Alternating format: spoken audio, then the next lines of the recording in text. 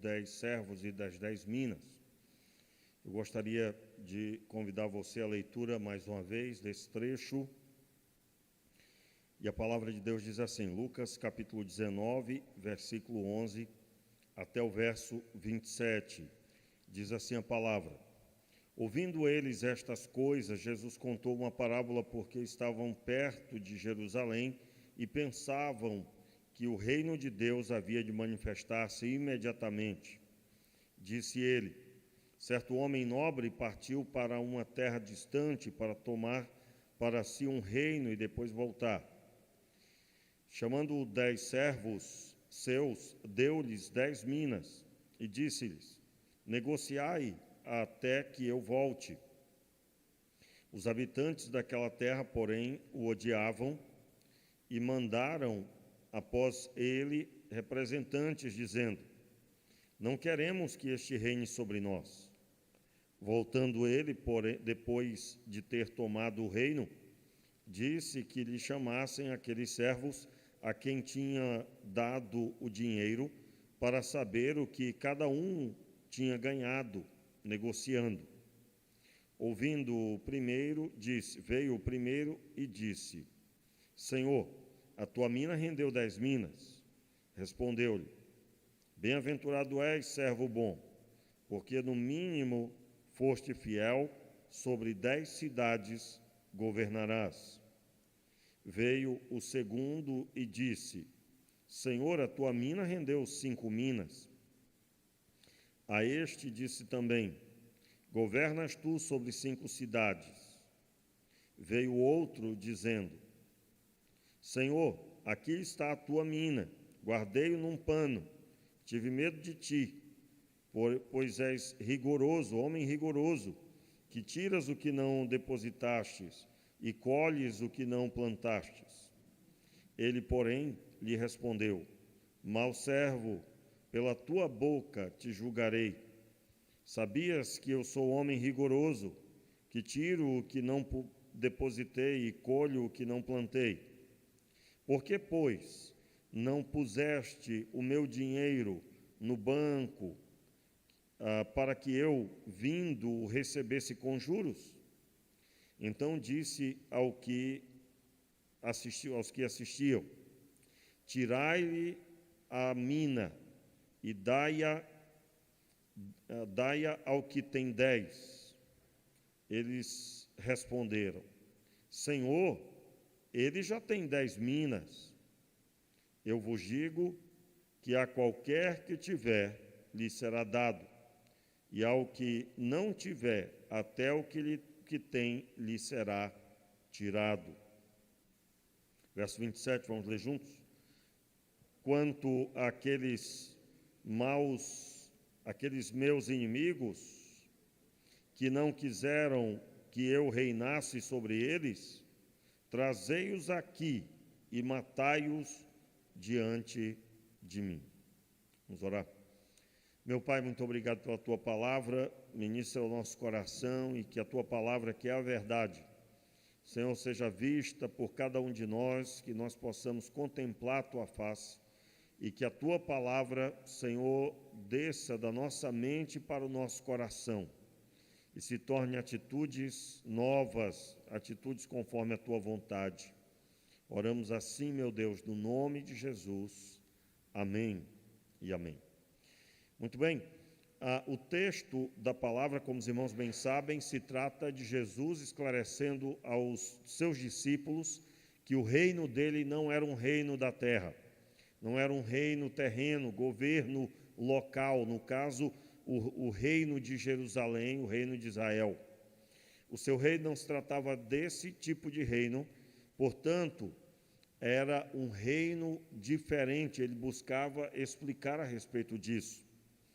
Quando na parábola Jesus diz que aquele senhor, ele se ausentou para conquistar o reino, não é? Se ausentou para conquistar o reino, e ele, quando volta, ele volta para pedir contas àqueles o qual ele deu a missão. Esse entendimento é o entendimento de Jesus do que haveria de acontecer, e está já manifesto aí nas nossas mãos, na Escritura Sagrada, quando Jesus morre na cruz do Calvário, ressuscita ao terceiro dia, e ele passa por um período de 40 dias após a ressurreição, aparecendo aos discípulos.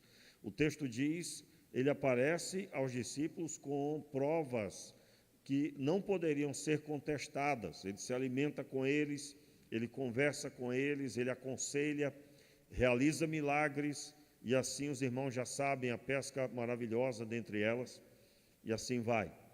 Mas em Atos dos Apóstolos, no capítulo 1, Jesus sobe aos céus, e os dois anjos que estão com ele, que vêm até ele como que para fazer ali aqueles que iriam junto com ele, como que dando a honra de serem os seus, abre alas ali para a sua subida, eles declaram essas palavras: que estáis olhando?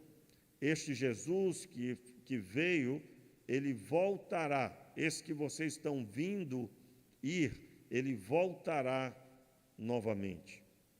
E essa sua vinda, ele se assentou à destra do Pai, e durante o período daquele momento até a sua vinda, seria a manifestação do reino de Deus sobre os corações através da pregação do Evangelho.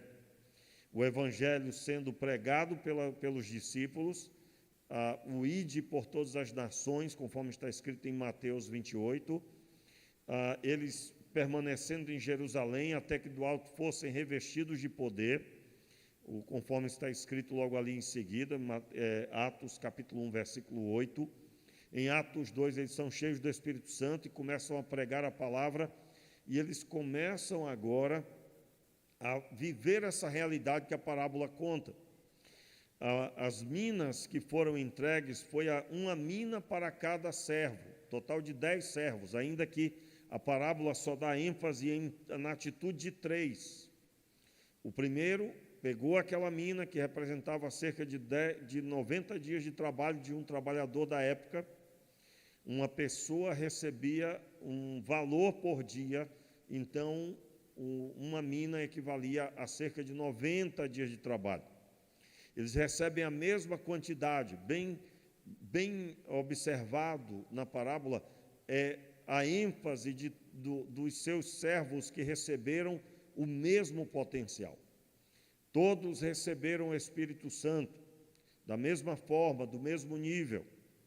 E então, o primeiro que presta contas, ele presta a respeito dessa mina, e ele multiplica 10 minas, total de 10 vezes.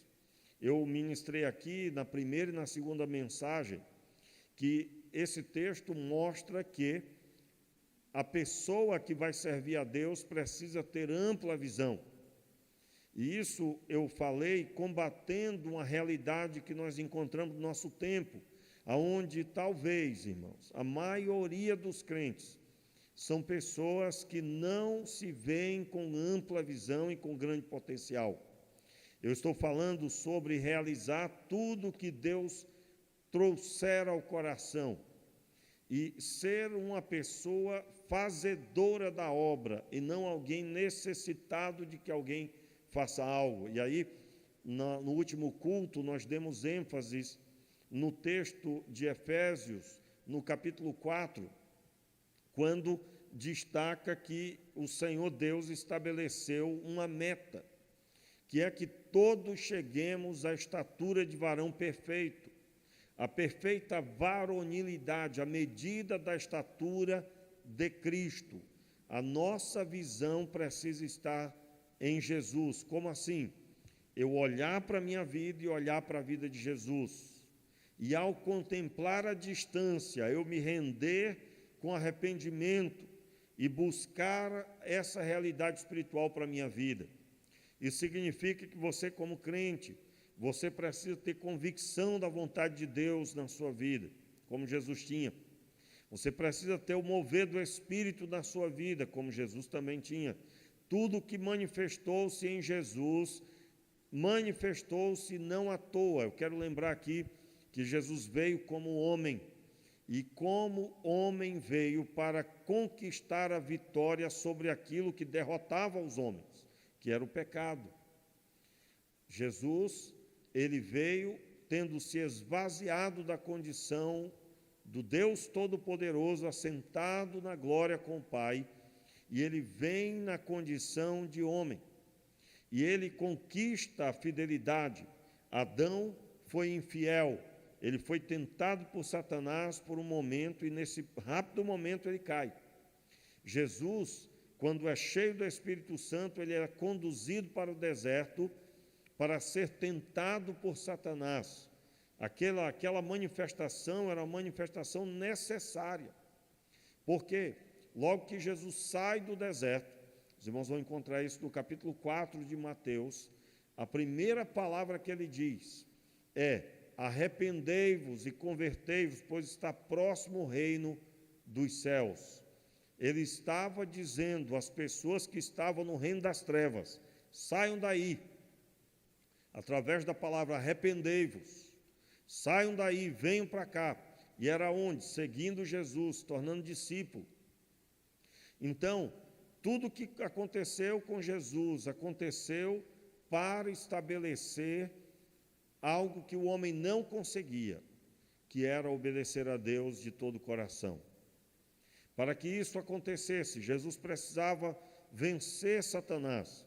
Adão caiu, Jesus permaneceu de pé, e ainda que diante da morte, mesmo sendo crucificado, ele não pecou, e ele se sujeitou à condição de homem e à condição da sentença da morte na cruz do Calvário. E então, quando ele é morto, essa morte é indevida, pois ele não teve pecado. E agora a morte que não tinha autoridade para matá-lo, para permanecer mantendo-o morto, Deus legitimamente o ressuscita. E tendo ressuscitado Jesus legitimamente, ele agora é o único homem vitorioso sobre a morte. E aí vem o fundamento de ser discípulo. Quando eu me torno discípulo de Jesus e ele é o meu mestre, eu estou sob a sua proteção. Por isso que quando oramos, não oramos livremente, como se tivéssemos méritos, mas oramos em nome de Jesus, pois o mérito é totalmente dele. O mérito é totalmente de Jesus. Então, quando nós pensamos nessa passagem do texto, quando Jesus diz na parábola que ele foi conquistar o reino, Jesus, quando subiu à glória, ele estabeleceu o reino através da pregação do Evangelho. Agora, ide por todas as nações e pregai o Evangelho a toda criatura. Fazei discípulos de todas as nações. Quem crê e for batizado será salvo. E o texto declara que essas pessoas deveriam ser ensinadas conforme Jesus ensinou os discípulos. Então, aquilo que ele nos dá para que façamos. O que ele nos dá deve ser multiplicado. Por isso, irmãos, não podemos conceber uma vida espiritual que não desenvolve, que não cresce, um conhecer a Deus de palavras, onde a pessoa, no primeiro solavanco, ela já desarma, ela já desaba, ela já não tem mais condição de permanecer declarando a fé em Jesus. Nós, irmãos, precisamos refletir sobre isso, porque é nos dado uma missão, a missão de multiplicar o que Deus nos deu. Então, você aceitou a Cristo, está muito feliz, mas você é chamado a prosseguir conhecendo a Jesus, conhecendo a Deus e também fazendo-o conhecido. Quero parafrasear aí com o texto bíblico, né? Muito bem, então, Jesus conta essa parábola logo no começo. O primeiro multiplica 10 minas, o outro multiplica de 1 a 5. E todos receberam a recompensa. Eles receberam aqui o primeiro 10 cidades e o outro governar sobre 5 cidades. Alguém pode até dizer: pastor, se isso aí é referente, essa prestação de conta é referente ao dia do juízo, então nós vamos ter governos e responsabilidades no céu. Não. Absolutamente, irmãos. Aqui o texto está declarando que essas pessoas receberam uma recompensa, que elas foram reconhecidas pelo trabalho que fizeram, pela desenvoltura que tiveram. E é claro que isso está resumido no galardão que a Bíblia diz, e, resumidamente, o galardão, irmãos, a base do galardão é, primeiro, ser recebido na glória e ter o Senhor agora face a face. Não existe galardão maior do que esse. Porém, quando a Bíblia cita no texto de Apocalipse, por exemplo, ruas de ouro, cita linguagem humana para falar de riqueza, é bem isso que eu estou dizendo. Entenda que a Bíblia é um livro escrito em linguagem humana, para que os homens entendam. Assim como essa parábola, Jesus está usando o cotidiano para que as pessoas entendam. As minas aqui, o dinheiro, 90 dias de trabalho de um trabalhador, significa que aquilo que Deus nos dá é de grande valor e que nós receberemos coisas superiores no sentido de que você será recompensado somente no final. E nós não podemos, não devemos, biblicamente, ficar medindo o que vamos receber. Aliás, quem está fazendo para Deus está focado naquilo que está fazendo para Deus, e não na recompensa.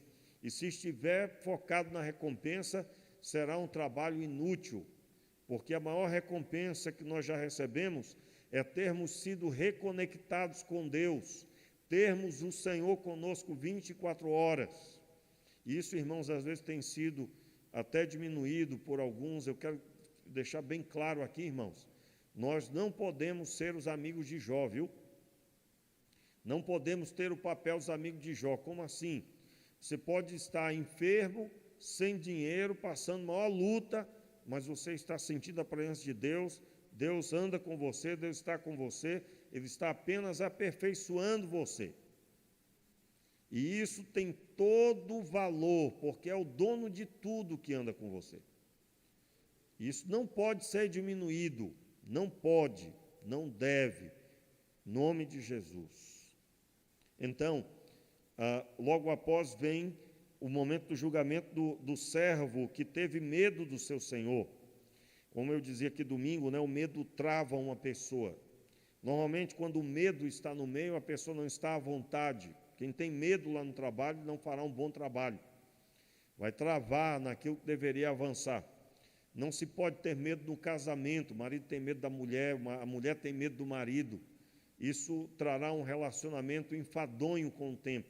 Normalmente, quando a esposa tem medo do marido, logo, logo haverá uma divisão no casamento. Normalmente a pessoa vai levando por causa dos filhos, por causa das metas, dos projetos, mas um dia todos esses projetos vão se acabar, vão ser alcançados, ou você vai mudá-los, ou você vai deixá-los de lado, e se você não tiver um pleno relacionamento no casamento, seu casamento estará acabando, mas na verdade é acabando publicamente. Normalmente, quando os filhos se casam, é que vem a prova se o casal é unido mesmo ou não. Não é? Normalmente é assim. Então, o texto da palavra segue mostrando que esse homem teve medo. Verso 21, tive medo de ti, pois és homem rigoroso, que tiras o que não depositaste e colhes onde não plantastes. Quero deixar claro aí, irmãos, essa interpretação, tiras onde não depositastes e colhes onde não plantastes, é justamente porque ele nos mandou fazer a obra. Quem vai depositar o que foi dado, veja, o versículo 23. Por que, pois, não puseste o meu dinheiro no banco, para que eu, vindo, o recebesse com juros? Quem que ia depositar o dinheiro? Era o Senhor ou era o servo? Servo. Então, aquilo que Deus nos deu, por isso que eu volto naquele estudo, né? Quais são as 8 atitudes que você tem que ter na sua vida, que você não tem que perguntar para Deus, não perca tempo perguntando, né? Porque elas são para serem buscadas. Qual é a primeira delas? Você deve trabalhar intensamente, trabalhar muito. Claro, deve buscar sabedoria, que é a segunda. Você tem que buscar sabedoria. E a sabedoria aí, você pode ler lá sobre Salomão. A sabedoria de Salomão, tem gente que pensa, irmão, Salomão tinha uma sabedoria espiritual, sabe? E era o homem da revelação. Não, não, não. A sabedoria de Salomão está muito clara. Era conhecimento de todas as coisas. Todo tipo de ciência. Isso significa que você deve sim. Pastor, eu estou orando para saber se eu devo fazer a universidade. Pode parar de orar, irmão. Vá logo fazer. Você deve orar para Deus dar direção qual é. E mesmo assim, se você sentar no computador e procurar lá um teste de aptidão, você vai descobrir qual é as áreas que você tem que ir. Você vai descobrir se você deve fazer um curso superior para exatas, para humanas. Tudo isso aí, irmãos, é algo tranquilo. Não, estou orando, como se Deus fosse chegar e dizer, quero que você faça biologia, meu servo. Meus irmãos, essa parte pode pular. Eu me lembro, eu tenho até que organizar de novo, né, para me ministrar isso, quem sabe na EBD. Mas quais são as 8? Na verdade, são 7, né? São 7. A 8ª é o estudo que visa dizer que você tem que ter as 7 na sua vida. Então, trabalhar bastante, trabalhar muito. E aí eu falo trabalhar em casa, nos seus projetos de casa. Ou seja, chegou em casa, meu irmão, ainda tem umas coisas para fazer em casa ainda. A vida é essa mesmo, meu filho. Não fique achando que você está assim, oh, que absurdo, que absurdo. Você trabalhou o dia todo e você ainda tem metas na sua casa. Trabalhar muito é bíblico, mas também buscar sabedoria, porque buscando a sabedoria, você vai canalizar o seu potencial de trabalho, não é? É que nem abrir comércio. Eu já, infelizmente, orei por comércio que eu sabia que ia fechar, né? A pessoa me convidou e eu já fui convidado por gente da igreja fora, né? A pessoa me convidou, aí eu tive a oportunidade de conversar com uma pessoa, me lembro de um que fechou. Aí eu perguntei para a pessoa, digo, mas você fez um curso para administrar um negócio? Aí eu falei que no Sebrae tinha curso também gratuito da internet e tal, do Sebrae, né, na época e tudo. Aí a pessoa disse, sei não, pastor, fiz não. Irmãos, foi tanto não que eu ouvi, mas tanto não, que aí eu fiquei preocupado. Eu digo, Senhor, nós vamos orar agora para um milagre mesmo, né? Eu digo, mas você fez um estudo dos seus concorrentes, se seu produto vai vender, e quem é que está vendendo produto igual? Não, pastor, fiz não. Aí eu fiquei assim, olhando para um lado e para o outro. Aí eu digo, meu Deus, irmãos, de onde eu tirei isso? Que eu fiz um curso do Sebrae e tudo, e fiz, né? Mas não, irmãos, eu tirei da Bíblia, da palavra. Você vai encontrar orientação para tudo na vida, inclusive para abertura de negócio. Só para os irmãos terem uma ideia, já citei isso aqui uma vez, ou algumas vezes, talvez, dependendo, sobre, a Bíblia diz para não ser fiador de ninguém, mas vamos supor que você precise de um. Qual é a recomendação bíblica? Você vai fazer um plano de negócio para você se levantar financeiramente. Talvez vai durar 3 anos para alcançar esse levantar-se financeiramente, alcançando um valor financeiro que você, por causa disso, não vai precisar mais de fiador. Quero lembrar, irmãos, que tudo na Bíblia demorava tempo. Hoje em dia, cuidado, porque hoje em dia tudo tem que ser rápido, mas isso não é bíblico. As bênçãos de Deus têm que ser rápido. E o casamento, logo. E agora, para lidar com o casamento, não preciso se preparar, não. Meu irmão, que você tem que se preparar para tudo na vida. Então, eu estou citando aqui o trabalhar intensamente e buscar sabedoria, porque se você não buscar sabedoria, você talvez trabalhe muito e termine a vida com dívidas. Dívidas. Então, buscar a sabedoria. Qual é outra atitude que você não pode não deve deixar de lado de forma alguma. Buscar na palavra de Deus fortalecimento espiritual da sua vida. Qual a outra atitude? Orar intensamente. Nunca pergunte, será que eu devo jejuar? Será que eu estou orando, pastor, para saber se eu devo jejuar? Mas a Bíblia já diz, meu Deus do céu, não é? Quais são os momentos para jejuar, meu irmão? Quando sua vida está por um triz, é hora de você jejuar. Estava lá o povo de Nínive, ia morrer todo mundo. Jejuou até os animais, não deram comida nem para os animais, meu amigo. Eu espero que você não pense que estava lá o boi de joelho, né? E tal, com a mesa vazia. Não estava, apenas não deram comida. Ninguém comeu, todo mundo jejuou.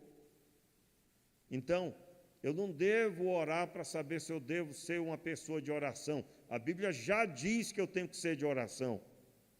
Eu não devo orar para saber se eu devo estudar mais a palavra de Deus. Eu já estou estudando tanto, eu acho que eu vou orar para saber se é a vontade de Deus que eu estude mais. Não, meu irmão, a Bíblia já diz que você... Olha só o que a Bíblia diz. Antes tenha o seu prazer na lei do Senhor, e na sua lei medita de dia e de noite. De dia e de noite. Não é? Você vai ter a quebra de culturas. Por exemplo, se você não consegue viver sem pegar alguma coisa emprestada de alguém, você vai estudar a lei, você vai descobrir que a Bíblia é contra pegar emprestado.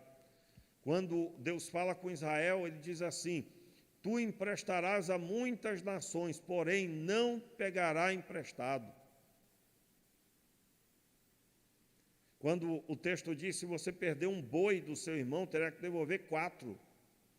Se você perder um carneiro do seu irmão, você pegou emprestado, vai ter que devolver 5. E aí vem um pensamento, se não tinha, pegou emprestado, vai ter que devolver 5 ou 4 vezes. O que a Bíblia está dizendo, irmãos? Não pegue emprestado. E aí você sabe por que a vida da pessoa pode não render, não prosperar. Por quê? Porque ela pega emprestado, quebra o que é do outro. Se estiver acontecendo aqui, eu não estou sabendo de nada, viu? Pastor, como se é só um exemplo, tá, irmãos? A pessoa não tem a visão de conquistar, ela precisa de que alguém ajude. Ela não tem a visão de conquista. Toda vez pega, eu me lembro, irmãos, eu já fiz isso. Parei quando? Me lembro que eu peguei, até a Mariana vai lembrar disso aí, Mariana. Lembra daquele acidente na entrada do Frade? Uma vez bateu o carro ali. Alguém bateu em você, na verdade. Aí eu corri de bicicleta, meu Deus, a Mariana e tal. Aí eu peguei a bicicleta emprestada. Irmãos, eu fui lembrar da bicicleta no outro dia. Não ficou lá. Por que ficou lá? Porque não era minha rotina, eu não tinha bicicleta. Aí eu peguei a bicicleta de alguém, saí corrido. Eu digo, meu Deus do céu, graças a Deus não aconteceu nada, né? Urgente, nada grave. Mas aí eu bati lá. Aí, irmãos, eu saí de lá, esqueci a bicicleta. Eu nunca mais esqueci daquilo. Por quê? Eu fui até a pessoa que me emprestou, ia ficar comigo a bicicleta, né? Estava comigo, não lembro mais direito. Mas só fui lembrar da bicicleta no outro dia. Comprei uma nova e dei uma nova para a pessoa. E aí eu me lembrei de estudos bíblicos que eu estudei sobre isso. Aí eu olhei para mim, o que é que eu fiz? Agora eu vou aprender. Meu irmão, eu fiz questão de comprar, porque era uma forma, eu estava me autodisciplinando. Depois o irmãozinho perguntou, pastor, se quiser emprestar de novo, pode pegar. Irmãos, a bicicleta estava bem velhinha, mas eu não quero nem saber, meu amigo, ela não era minha. E ali foi uma experiência muito boa que eu passei. Por quê? Porque às vezes você está sujeito até a saber que está escrito, mas você não aplica. Foi o meu caso. Nunca esqueça dessa experiência, foi muito bom para mim. Então, o que é que nós vamos fazer? Nós precisamos, sim, sermos pessoas que temos um bom relacionamento com Deus. Não termos pré-julgamentos a respeito do Senhor. Não é? Sei que o Senhor é um homem rigoroso e que colhes onde não plantastes, o texto diz, né, que as palavras dele, troquei aqui, colhes aonde, tiras aonde não depositaste e colhes onde não plantaste. Essa é a visão correta a respeito do Senhor, porém, no começo estava escrito o quê? Tive medo de ti. Tive medo de ti. Você deve se recordar lá do texto de Gênesis, né? Gênesis, quando Adão pecou e Deus veio falar com ele, Adão, onde estás? E aí ele responde, Senhor, eu tive medo porque estavas nu. Aí o Senhor pergunta, quem te falou que tu estavas no começo da árvore que te ordenei que não comesse? Então, o tive medo é oriundo de uma quebra de relacionamento com Deus. E aqui está escrito dessa forma, tive medo de ti.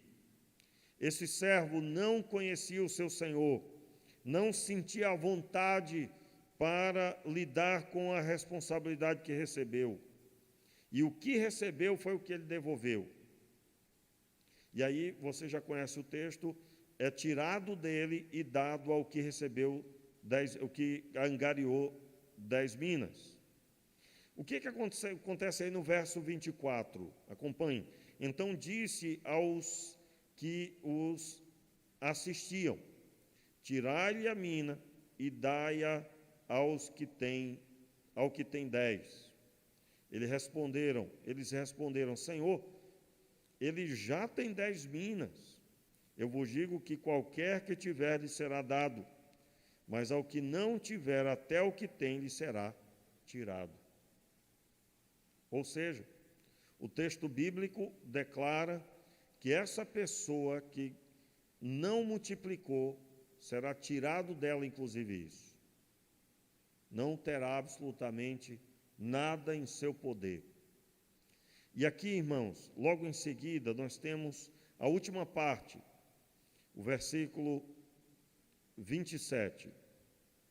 Quanto àqueles meus inimigos que não quiseram que eu reinasse sobre eles, trazei-os aqui e matai-os diante de mim. Ou seja, que eles sejam condenados à morte na minha presença. E aí eu quero recordar com você, para encerrarmos, eu quero recordar o que está escrito em Mateus, no capítulo 25, rapidamente. Mateus, capítulo 25, vamos ver as atitudes daqueles que não foram governados pelo Senhor, que não quiseram o governo do Senhor. O texto é Mateus 25, a partir do verso 31, você já conhece, né? A vida eterna e o castigo eterno. O texto, na primeira parte, fala sobre a vida, né? Sobre aqueles que receberam a vida. O texto diz assim, quando o Filho do Homem vier em sua glória, todos estão comigo? Quando o Filho do Homem vier em sua glória e todos os anjos com ele, então se assentará no trono da sua glória. E todas as nações se reunirão diante dele, e ele separará uns dos outros, como o pastor separa dos bodes as ovelhas. Ele colocará as ovelhas à sua direita e os bodes à sua esquerda. Então dirá o rei aos que estiverem à sua direita, vinde bendito de meu Pai, possuí por herança o reino que vos está preparado desde a criação do mundo. Veja aí, possuí por herança o reino, ou seja, a recompensa, toda a riqueza do reino, possuam agora, é de vocês. Aí ele diz o motivo, tive fome, me deste de comer, tive sede, me deste beber, e segue aí o texto, o irmão já conhece. O versículo, agora, o versículo 39, 40, né? 41. Então dirá também, obrigado, então dirá também aos que estiverem à sua esquerda, apartai-vos de mim, malditos, para o fogo eterno, preparado para o diabo e seus anjos. Meus irmãos, desculpe, mas a gente lê esse texto aqui, pasme você se daqui a um tempo você não ouvir aí pelas internets aí, né? Alguém criticando a Bíblia porque a Bíblia é ideológica, né? Porque tem lado direito e lado esquerdo, né? E o mais ralado de tudo é que todo mundo na Bíblia que estava do lado esquerdo só se deu mal, né? Não é? Mas isso não acontece hoje em dia de jeito nenhum, né, irmãos? Não, só na Bíblia. Aí, desculpa, irmãos, essa escapou, né? Escapou mesmo. Eu pretendo me comportar, mas é muito difícil. Estava lá o ladrão, quem foi que se converteu? Que estava na direita. E o ladrão que estava à esquerda? Foi-se, né? Estava lá, Jesus sentado, está sentado aonde? À direita. Não é? Eu conversava com um pastor, irmãos, que conseguiu ver o seguinte: não é a direita, não. É a direita para nós. Mas para Jesus, Deus está à esquerda dele. Irmãos, é muita criatividade, né? Aí é criatividade mesmo, é muita falta de interpretação bíblica. Mas eu vi isso de um pastor, graças a Deus aposentado, né? Não está pastoreando mais, né? Mas eu fiquei assim, foi difícil. Porque a Bíblia diz que Jesus está sentado à direita de Deus e isso encerra. Qual o simbolismo, qual o entendimento? O rei estava sentado e quem estava sempre à sua direita era a sua mão, aquele o qual é por meio dele que o rei se manifesta. Quando a Bíblia diz que Jesus está sentado à direita, está dizendo que é por meio dele que ele se manifesta. E ele manifestou sobre a terra e os céus o seu reino, por meio de Jesus. Essa é a interpretação bíblica. Aí é o que eu estou dizendo, né? Hoje em dia, você ouve já pessoas desviadas falando contra hinos. Por exemplo, alvo mais que a neve, não pode, porque tem que respeitar os negros. Não é como se a gente pudesse cantar o hino negro mais que o carvão, né? Aí estaria correto. Os irmãos, quem aqui está acompanhando isso na internet, irmãos? Uma pessoa que nós já cantamos as músicas dele, proferindo que é um hino feito, um hino racista. Alvo mais que a neve. Que vergonha, meu Deus. É ridículo, irmãos. A linguagem do hino está falando que a sujeira do pecado é limpa e a pessoa fica limpa mais do que qualquer outra coisa. É isso que o texto está dizendo, que o hino se propõe a dizer. Aí a pessoa usa as palavras, interpreta do jeito que bem entende, visando aplicar num contexto atual, né, de outros arraiais. Por isso, irmãos, nós temos que nos apegar cada dia mais à Escritura Sagrada e estudá-la, para que não sejamos levados por nenhuma situação como essa, não é? Mas voltando aqui para o texto. Então dirá também os que estiverem à sua esquerda: apartai-vos de mim, malditos, para o fogo eterno preparado para o diabo e seus anjos. Pois tive fome e não me deste de comer. Veja, eu tive fome e não me deste de comer, tive sede e não me deste de beber, fui estrangeiro e não me acolheste, tive nu e não me vestiste, verso 43, enfermo e preso e não me visitaste. Então eles também lhes responderam: Senhor, quando te vimos com fome, ou com sede, ou estrangeiro, ou nu, ou enfermo, ou preso, e não te servimos? Então lhe responderá: em verdade vos digo que todas as vezes que deixaste de fazer a um destes pequeninos, foi a mim que deixaste de fazer. E irão estes para o castigo eterno, mas os justos para a vida eterna. Então, aqui, mais uma vez, o Senhor Jesus declara que os que não aceitaram o governo, os que não fizeram conforme o governo de Deus, foram castigados ao inferno.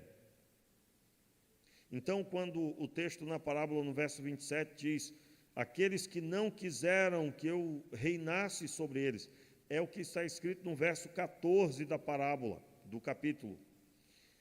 O trecho do verso 14 diz: os habitantes daquela terra, porém, o odiavam e mandaram após ele representantes dizendo: não queremos que este reine sobre nós.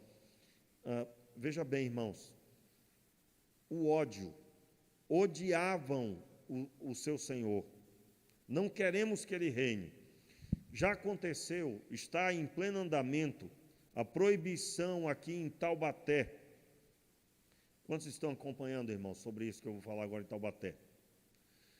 Em Taubaté, nos órgãos públicos, dentre eles os colégios, principalmente dentro das salas, os professores estão terminantemente, não vou dizer assim proibidos, né, é recomendado a eles, né? E se eles não obedecerem, serão advertidos. Sabe Deus como é que é a advertência? Eu não procurei saber, mas deve ser advertido talvez com por escrito, verbal, depois por escrito, podendo perder o contrato ou o concurso, né, a vaga, por algum tipo de desobediência. E o que é que não pode fazer? Não pode fazer nenhum tipo de proselitismo, tipo dizer para as pessoas que elas precisam crer em Deus, precisa ter uma religião, por exemplo. Dentro da sala, é claro, o professor vai buscar ser neutro nas situações, mas vai falar de uma forma geral sobre Deus. E de forma respeitosa, citando as religiões, né? Pelo menos um professor centrado fará assim. Vai falar que Deus existe, que muita gente crê em Deus. Não é um culto, mas ele deve falar sinceramente que existem as religiões. Não poderá falar quase nada a respeito. E nos Estados Unidos, existem lugares que não se pode fazer uma oração, dentre eles universidades. Aí fica a pergunta, né? Você não vê tiroteio em outro lugar que não em colégio ou universidade. E verdadeiras situações complicadíssimas já aconteceram dentre as situações, as pessoas entrarem armadas em locais como colégios ou universidades e matar muita gente. Então a pessoa tem um ódio das coisas sagradas, um ódio das coisas santas, ao ponto de proibir que se profira o nome de Deus em determinados lugares, ou alguém fale com ele nesses lugares. O que é uma oração? Eu falar com Deus, pedindo que Ele abençoe a aula, Ele abençoe aqui o que nós vamos fazer, né?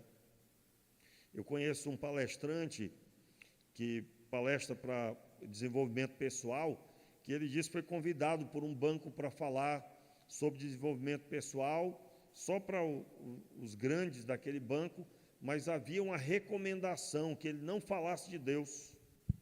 E aí ele disse: olha, então nós vamos encerrar por aqui, porque tudo que eu falo tem a ver com Deus, porque sem Ele não tem como.